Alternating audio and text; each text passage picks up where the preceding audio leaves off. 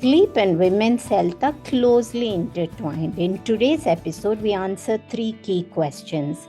How strong is the connection between sleep and your period?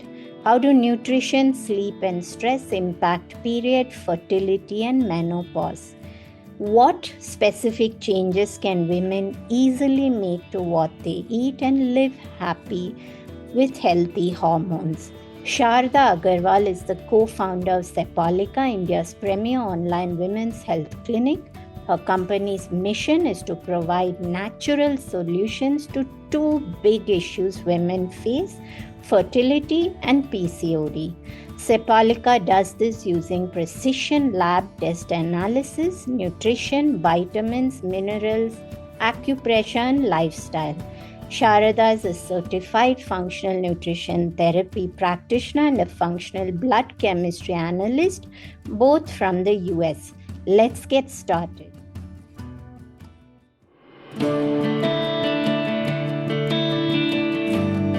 Hey everyone, I'm Deepa, Allied Functional Medicine Practitioner, author and yogini, and you're listening to the Sleep Whisperer podcast, the only sleep podcast with conversations and meditations.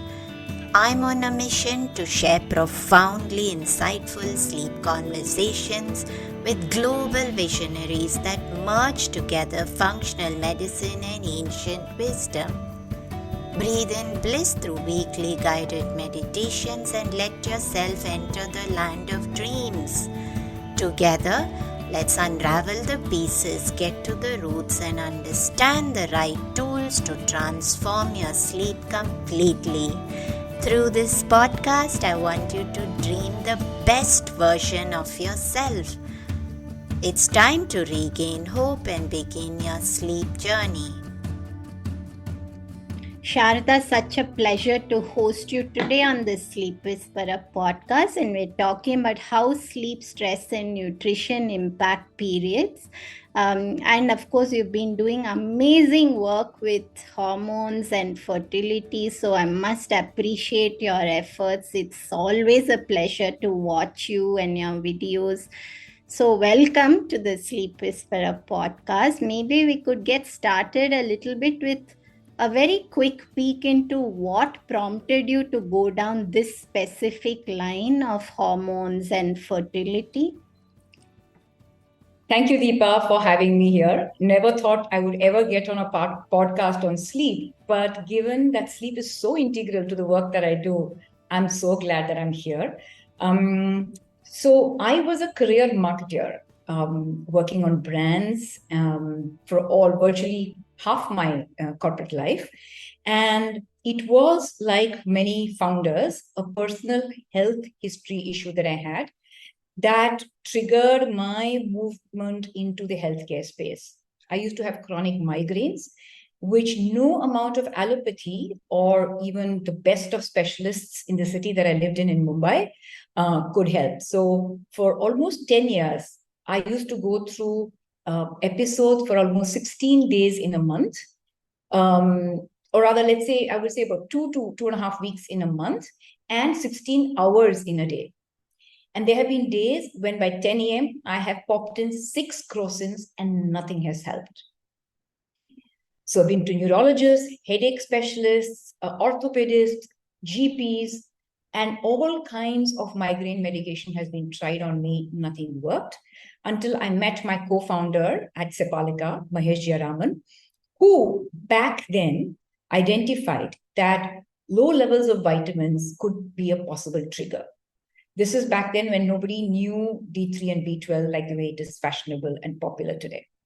And he helped me using acupressure and vitamins. He helped fix my migraine issue in 4 months, what I had endured for more than 10 years.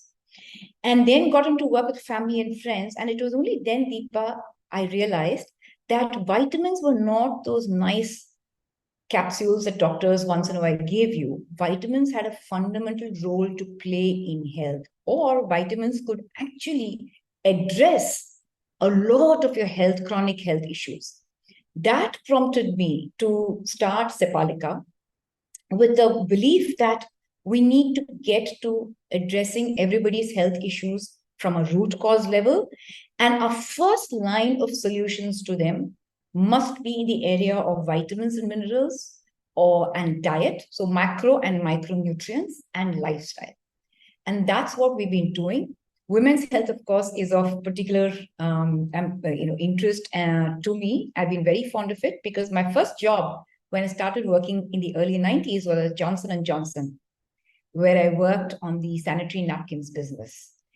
That's when I saw how women, and I'm talking about even in cities, who could not afford sanitary napkins, using cloth, using old bed sheets or saris. And in some of the semi-urban areas, they were actually using sawdust. It was literally horrible to see. But this is what they had to endure. Even in upmarket South Mumbai homes, you would find that periods was such a taboo. Women couldn't speak about it. They compromised on the kind of solutions that they used.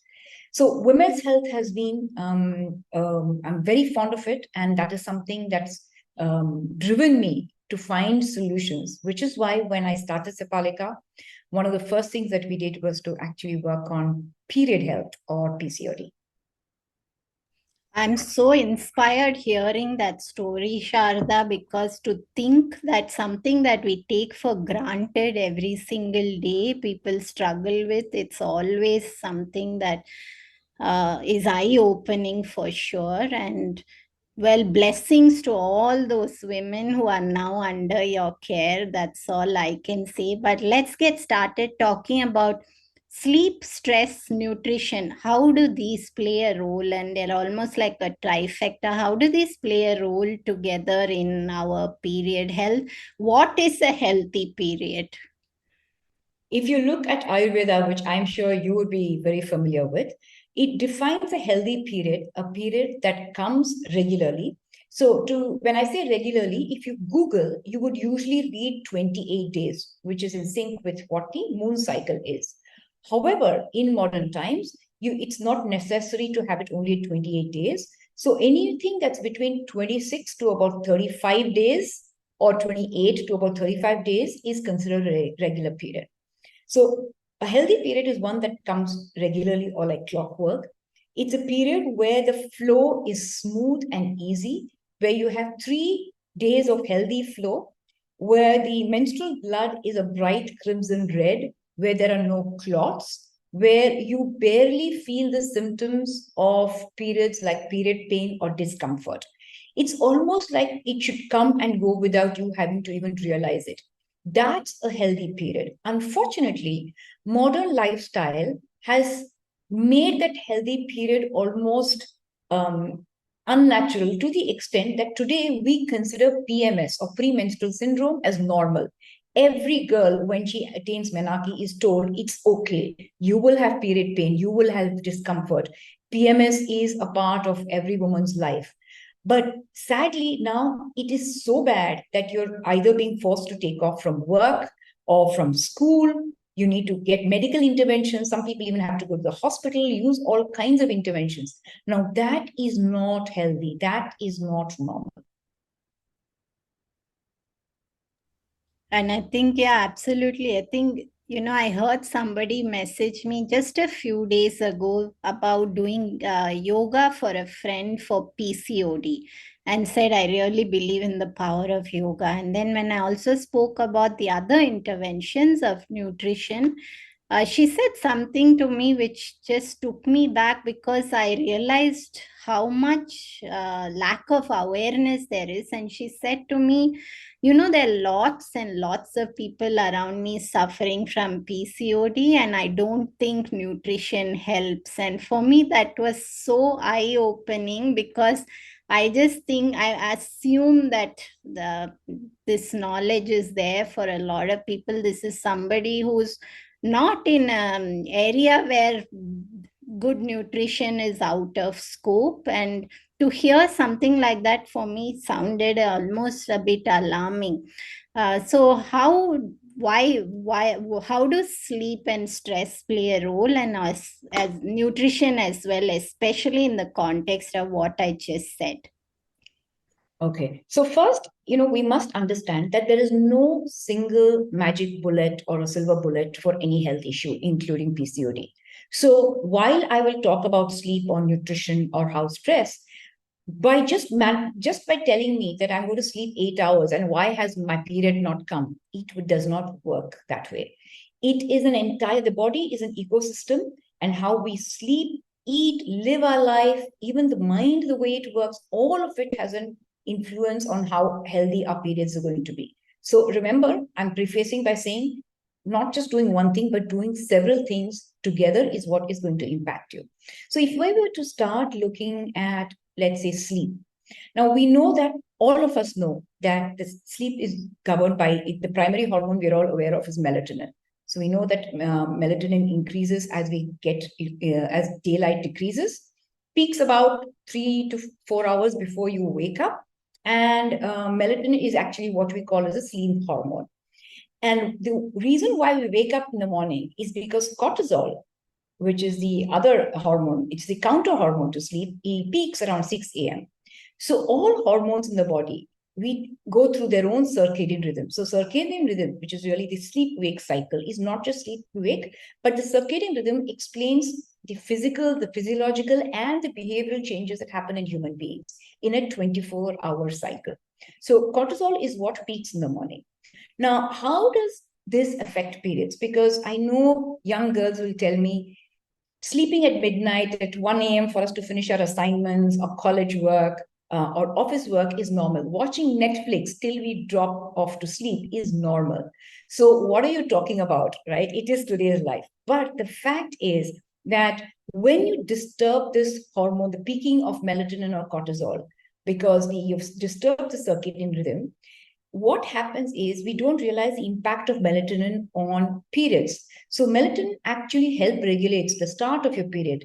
It helps determine the length of your cycle. So any change in melatonin that happens because we don't sleep correctly can affect your cycle. Cycles can actually, you can even miss a cycle completely, or you can have delayed periods. So that's melatonin's role. Cortisol, which usually we know as a stress hormone, but for us is the wake-up hormone. When we don't sleep correctly or for the adequate number of hours, the body is under stress, because sleep is the time when you repair the body. Now, when the body is under stress, cortisol goes into an overdrive. And when cortisol goes into an overdrive, it can affect periods, because cortisol comes from a mother hormone in the body called pregnenolone. Pregnenolone also is the mother hormone from which both progesterone as well as cortisol comes. So if the body is in a cortisol overdrive, it means it is likely that the progesterone production in the body is getting compromised. And progesterone, as we all know, contributes to a period. So this either melatonin or cortisol, which are both, have a huge role to play in sleep, can actually trigger period issues. And then there are other things. So, for example, when you don't get, so all of us today, everyone takes pride in saying, oh, I can do with 4 hours of sleep. It's almost like a macho thing to say that 6 hours sleep, especially in the corporate world, in the startup world, with a lot of young women, because they're now burning both candles at both ends to try and make their mark. It's all about material success.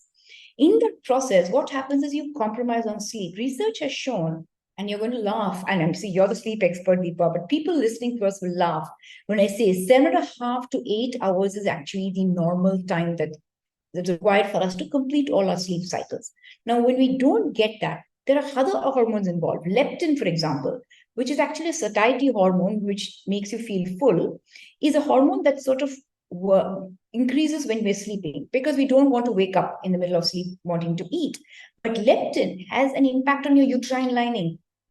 So when leptin gets impacted, uterine lining get impacted, which means that you can get periods which are scanty periods, which very often girls go through, which is coming from sleep, right? Take another hormone like insulin. When you're not sleeping adequately, insulin levels can shoot up. The body gets into insulin resistance. We all know, we've heard insulin resistance. Girls who have PCOD are often told about this insulin resistance. Almost 60 to 70% of girls or women with PCOD also have an insulin resistance issue. Now, what insulin or excess levels of insulin in the body does is it diverts the production of androgens or male hormones and therefore compromises on the production of estrogen and progesterone, both of which are required to give you your regular period. So too many male hormones will mean that you'll have a period issue. And in many cases, that results in PCOD, which is actually a situation of irregular periods.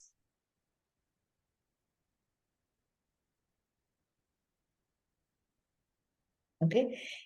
Let's take another set of hormones that are affected by sleep, thyroid hormones. Now, most of us don't even correlate thyroid to sleep. But if you don't sleep correctly, if your sleep is affected because of fewer number of hours, thyroid hormones, especially TSH and T4, their production levels get affected.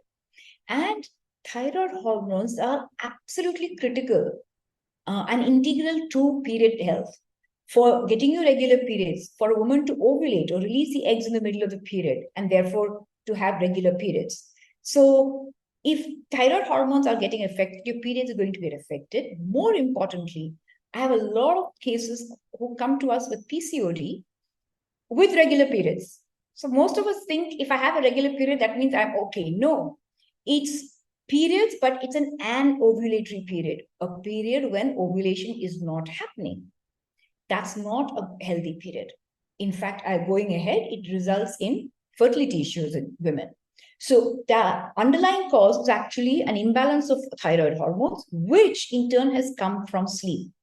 Your growth hormones, again, those increase in sleep because sleep is the time when the body repairs itself. Cell repair of whether it's your ovarian or uterine cells, which contribute to your period. Everything happens during sleep. So as you can see, there is literally a hormone cascade. It's like a domino effect that happens in the body when sleep gets affected. And when that happens, periods go haywire. I had so many things come in my mind, Sharda, through all what you just spoke. And you spoke about, anovulatory cycles. And we must, I think, at some point do an episode on birth control pills and how that is impactful, because I think that's probably the biggest thing that my clients struggle with, being put on birth control pills for 7-8 years, struggling with so many gut issues, immune issues, cycle issues.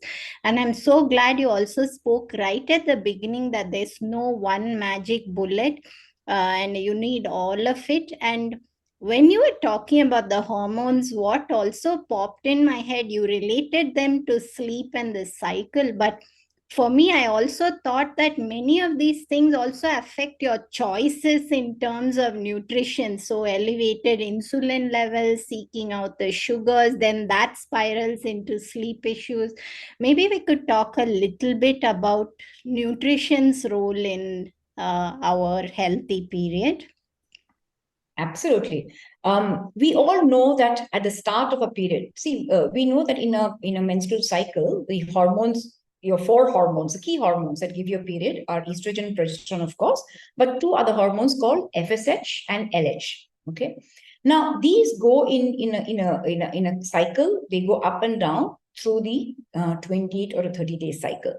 Now the movement of hormones will often trigger food cravings in us, which is why around the time that periods come, you crave certain foods, right? Or you will crave chocolate, for example, during the period, and you need it to help you actually calm down the PMS. Chocolate is actually a craving for magnesium. And magnesium is a mineral that is important for your functioning of your pituitary in the brain, which has a big role to play in creation of your FSH and LH, release of your FSH and LH hormones. So you see how food is connected to hormones, and more importantly, and I'll tell you the biggest thing that I get young girls who come to me with period-related issues, Deepa. All women today are so externally focused that they're not bothered about periods. In fact, periods they find is an inconvenience, and if I don't get my periods, I'm actually happier. They're more worried about how they look. And in the process of this whole externalization of society that's happening today, girls and young women go on low-fat diets. And unfortunately, a lot of doctors also, especially when they have young women who come to them with excess weight, because period issues will result in weight gain. Okay. So the doctors advise them to go on low fat, not realizing that your two biggest or most important hormones for periods, which is estrogen and progesterone, they come from cholesterol. Cholesterol is a lipid, it's a fat.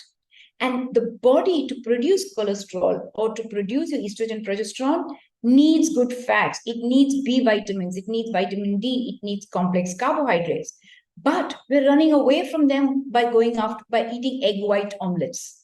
And unfortunately, I find a lot of influencers on social media calling it skinny omelette. So you eat toast without butter, roti without ghee. It's terrible. So you deprive the body of good fats.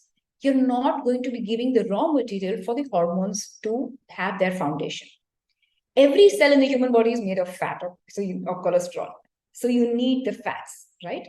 The other thing, because we're speaking about nutrition, I find is that we're actually often eating the wrong kind of fat. It's so easy now because of food apps. It's so easy now to just at the press of a button to order food in the office or to order food at home. The problem with food, outside food, is the kind of oils that are being used. Refined oils, which is what all commercial establishments will use. They're not going to be using cold pressed oils and ghee because it's very expensive. It will just make them unviable. Refined oils are endocrine or hormone disruptors. So that's the issue. And we often tend to eat not just refined oils, but we tend to eat a lot of bakery products, deep fried foods, whether it's Indian or Western, all of which are bad fats. So they go and create inflammation in the body. Excess inflammation will then can lead to estrogen dominance, and it will go and disrupt the balance of hormones, which trigger period health issues. Okay. The other thing on nutrition is that as a society, India is traditionally a rice and wheat eating society. Even if you're a non-vegetarian, rice or roti form the center of your plate. The chicken or the fish curry would come on the side. Not that there's anything wrong. If you remember at the beginning of this podcast, I mentioned that it's a combination of factors. So I am not saying just it's the rice and the roti, but the rice and roti combined with poor sleep, combined with the stress that we put on ourselves, the lifestyle that we lead, is just waiting for a bomb to explode on period health issues. So back to rice or roti, what happens is we eat too many carbs. We don't eat enough stuff. It's the problem is not with the rice and roti. It's just that we don't eat enough of the vegetables or the dals, which are your complex carbohydrates, or the protein in the fish and the paneer, right? So eating too much of carbs will again trigger insulin resistance, excess insulin first, which then becomes insulin resistance, again leading to too many androgens or male hormones, causing period issues. So I would advise to eat more of complex carbs. Literally, I tell my clients, eat 4 bowls or 3 bowls of sabzi, 2 bowls of dal, and now after that, eat how much ever roti or rice you want. And they come back and tell me, you know what, Sharda, I can't eat more than 1 roti. I said, fantastic, right? So it's just about eating, reorienting the way we eat. I always say, don't go for fancy Western foods which are not indigenous to us. It's the same dal, rice, roti, sabzi, fish, chicken, the way we've always eaten, but the proportion, the order in which you eat makes a big difference. Right? So I want to emphasize that fats are good. You need to have good fats in the body. You need to eat a lot more proteins because our hormones, thyroid hormones, FSH and LH, or both of which contribute to periods, are made of proteins. And we undereat as a society on proteins. I'm not saying you need to eat athletic level of proteins, but ensure that every day you eat a good variety of proteins. Gut health is dependent upon the diversity of foods that we eat. Usually, when we eat dals, we're normally sticking to an arhar dal. We have each region of this country has at least 8 to 10 varieties of dals. So eat a variety of dals, eat a variety of vegetables, eat fruit, get fiber in, because fiber is what removes excess estrogen from the body. If estrogen is not removed, it will get back in, get reabsorbed, and then your periods go haywire. 1/3 of my clients at Sepalika come to us with constipation issues. And they think it's normal because they feel that, I've always had it this way. I go to I clear my bowels once in 2 or 3 days. And one of the fundamental things Ayurveda tells us is daily bowel movement. That's like, armor or toxins in the body is terrible. It can cause every kind of health issue. So the first thing that we ensure is to have absolutely clear bowel movement, which means ensuring that you have good gut health, you have good fiber in the body, and correcting the fundamentals of nutrition can set right your period issues because you're setting right the hormone balance, and you don't need your birth control pills. You don't need those topical steroid creams that they're often using for the acne because of period issues. I think, Sharda, what popped in my head just before you, I had a call with a new client, and she was so scared of eating ghee when we first started working together. And she was so astounded that she lost weight after just changing to eating more fats. And she said, but how did that happen? And I think as a society, we are becoming more and more fat phobic. There's this huge push towards low fat, low oil diets, lots of health practitioners talking about cut the oil to a bare minimum. And I was so glad I had a big smile when you were talking about fats. And especially since fats are so important for sleep as well, they play such a role in the nervous system. And you spoke also about when you were speaking about getting this diverse plate, that plays so much of a role in blood sugar stability and therefore sleep as well. So well said on all of that. Maybe you could just wrap this beautiful episode up for us with your top 5 ways that somebody can start today to help their sleep and also the health of their period. For sleep, the first thing I always tell people is get out in the sun. We don't realize how important exposure to sun is. And because of the kind of life that we live today, it's all indoors. You're gymming indoors, you are working indoors, you stay at home at night indoors. So getting out in the sun is important to set right your circadian rhythm. So I would say for sleep, number one is getting the sun. Second is, and this is the most difficult thing to do, switch off from all electronic devices an hour before sleep. So yesterday I was on a health group. When I said this, I said ideally by around an hour and a half before you go to bed. And someone said, "Hey, I use Netflix and watch OTT shows to relax before I go to bed." I said, "You don't realize that actually they rev you up. They sort of get you not into a calm state. They actually get into an active sympathetic mode. Even watching Instagram, how many likes did I get? Oh my god, so and so's got so many likes." You're just in a highly active state, not in a parasympathetic state. So the second thing I would say is actually get off digital devices. One of the things that really works for my clients, I tell them that by around 7 p.m. in the evening, start dimming the light at home, reducing the light, because you need, remember, that's when melatonin is slowly starting to build. So don't interrupt the production of melatonin. So dim the lights at home. Another thing is, the worst thing people can do is to get up waking with an alarm clock or the alarm on their mobile phone. It's jarring. It disturbs again your sleep cycle. So I know we all need, we have morning workouts, we have morning, whether it's office or school or college to go to. A better way to wake up is actually use a light alarm, which is you get them on Amazon. The light in your room slowly starts increasing, which in turn triggers the brain to start reducing the melatonin, and therefore and cortisol increases, and you will wake up. So you're not using a sound alarm, but something more gentle like a light alarm. If keeping the room cool, we don't realize it, but the body actually drops by about a couple of degrees for it to go to sleep. So the room needs to be cool when you go to bed. If you need it, please use blackout curtains, because light, sound, and temperature are all critical for you to sleep. The other very important thing that I tell people to do is to eat your heavier meals in the first half of the day. When you go to, most of us tend to have a very heavy dinner because that's the only time the entire family is at home. And in India, eating is a social activity, bonding, connections. But eating a heavy meal and then sleeping in about an hour after that means the food is not fully digested.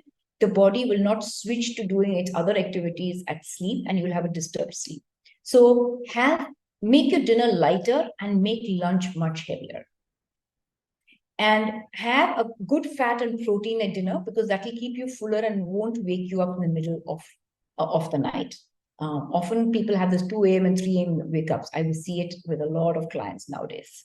So those are the few things I would say, which are good sleep hygiene practices that one can use. They really work. And the last one is, just before you go to bed, do 10 rounds of diaphragmatic or belly breathing.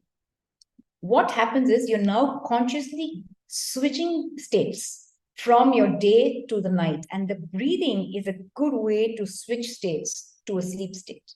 You calm the body down and get it into a more parasympathetic state.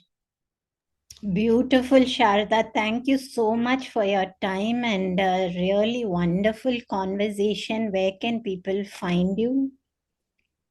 So we are on our website, www.sepalika.com. That's SEPALIKA.com. We also have an Instagram handle, Sepalika Fertility, or they can WhatsApp us on our number. That's 9867337112. Thank you for your time. It was an absolute pleasure hosting you today. Lovely. Enjoyed my session with you, Deepa. Thank you so much. Take a peek at What's Inside My Healing Digestion course, where I cover everything from the basics of good digestion to uncovering root causes of specific challenges. By merging ancient Ayurveda with functional medicine, you'll grasp clean eating fundamentals, dosha basics, and delve into digestion from traditional and modern viewpoints. With a revolutionary approach that simplifies the health realm, explore topics like gut testing necessity, modern digestive disorder contrasted with ancient beliefs, popular protocols, breakdown, and tips on optimizing digestion. Discover how to assess food and comprehend herb science and application. Have a great day. This podcast is intended to provide helpful and informative material on the subject matter covered in the episodes. The podcast is not acting in the capacity of a doctor or a registered dietitian and is not rendering any professional healthcare or medical service. The information in the podcast is not intended as a substitute for medical advice or services or as treatment or cure for any particular health condition. The advice and tools contained herein may not be suitable for your situation. Any medical questions regarding contraindications and cautions, or any questions on whether or not to proceed with any practices provided in the show should be referred to qualified health professionals before adopting the same. The podcast specifically disclaims any responsibility for any liability, loss, risk, personal or otherwise, which may be incurred as a direct or indirect consequence of the use of information from this podcast or the application, adoption of any of the information provided.